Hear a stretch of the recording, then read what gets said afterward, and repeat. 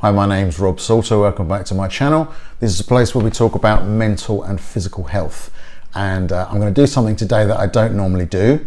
I'm going to link the last video that I made. Not because the exact content is relevant to this video, because this video is about how I finally learned to manage my weight. It involves some of the same principles that came up in the last video about what a problem is and what fears around a problem is, and how important it is to be able to distinguish between what's real and what's not real in your mind, and understand that most of the time we don't have a problem to solve, we have a decision to make.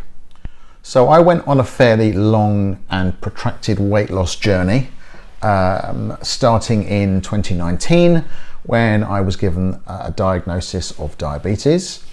One of the things that struck me most about being given this diagnosis, or this kind of label, by the National Health Service in the UK, and dealing with the diabetic nurses and being given the literature, is that the messaging that came through for me was that we as a health service, we as the medical profession, are going to give you this new identity, and you're going to spend the rest of your life living with this new identity or living with this problem.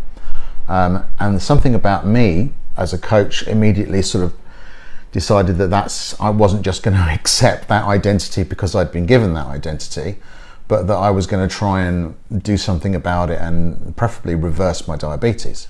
However, I realise now, looking back on it, that I couldn't completely get away from this new identity and this idea of having a problem being foisted upon me. So, one of the things I spoke about in last week's video, the problem that I was dealing with at that particular time, was that what comes with problems, and I'm using problems in inverted commas because I'm suggesting they don't necessarily exist, are a series of fears which also don't necessarily exist, which come with the problem. So that's really what I took on. I took on this idea that I developed this problem because I'd been a bad person, and because I had sort of gone over the top and eaten all the wrong things, and I needed punishing. So that's the kind of emotional level I was working on, and in order to punish myself, I went on a diet. I decided to restrict specific things that I couldn't eat. So what was I restricting? I decided to take carbohydrates completely out of my diet, and I went on a version of the keto diet, and lo and behold, I lost 10 pounds.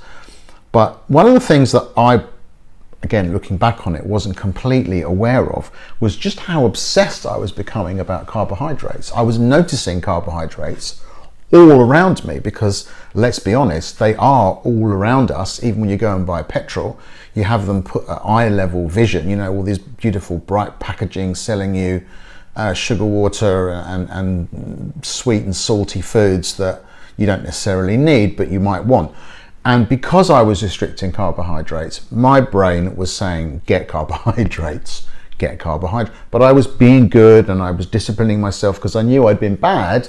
So now I needed to be good to compensate for the badness. So I kept on with the protein, kept on with the keto diet, lost the weight, and then got to the point where the inevitable happened. I started to eat one carbohydrate, and then another, and then another, and the weight came back on with interest. And what this did to me psychologically was it reinforced the idea I have a problem I can't solve. And it would have been in the past, at this point, where I just gave up and went on the whole diets don't work sort of bandwagon, which is true. But because of this diabetes diagnosis, I knew I had to find a long-term solution, and that's where my mindset changed, because I'd become aware of a diet coach.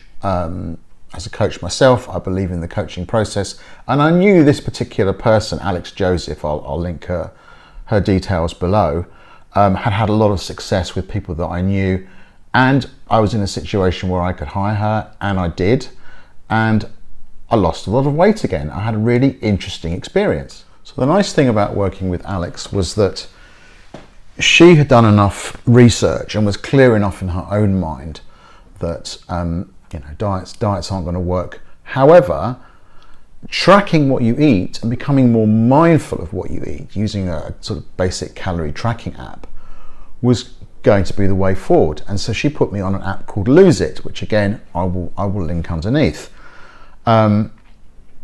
Ultimately, I ended up combining that with one of these watches, and the great thing about the Apple Watch or any other step counter is that the steps that you take during the day will go into your calorie totals for that day, and if you've done enough steps, then it will take calories off, which allow you to basically eat more. But here is the real sort of insight that I had around using these apps. I didn't realize just how mindful they were going to make me about the process of eating. So I'll try and explain. When I, before I met Alex, before I went on my diet, what would happen is I would process what was going on in my day, probably towards the end of the day, and I would normally have quite stressful thoughts going on in my head, which translated into emotions of stress and tiredness and whatever. And there was a part of me which decided, well, I'm going to change my emotion and change the way I feel by eating a specific food, normally a carbohydrate, normally with lots of salt and lots of sugar. Once you start using the calorie tracking app, it's almost like making a deal with yourself that you're going to fess up and be completely honest about exactly what you're putting in your body. So you can eat that packet of crisps, you can go and have that ice cream. However, you also know that you're going to be recording it.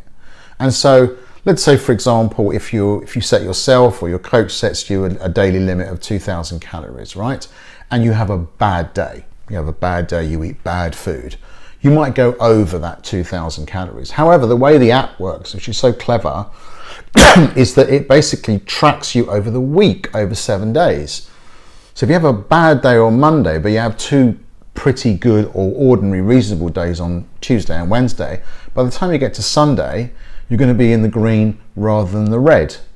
That's kind of how it works. So to sum up, I'm not trying to say that I've managed to get to my target weight and stick to my target weight completely. Obviously I did get there, I put some back on. My weight fluctuates during the year, to be honest. Sometimes I put more weight on in the winter, I take stuff off in the summer, but I feel that I can use this system. I can use the Apple Watch and also the Lose It app to help me monitor what I'm eating and to basically keep me on the straight and narrow. And the main thing is that I seem to have managed to get away from this idea of having a weight problem. And basically because I simply make a decision to go on this app and use it and be honest with myself about what I'm taking in my body, and also to increase the amount of exercise that I'm doing. If you'd like a few more details about this, do contact me and let me know. And please do comment below about your experience with dieting. How many different diets have you tried? Have they worked? Have they not worked? Would you be prepared to try something different?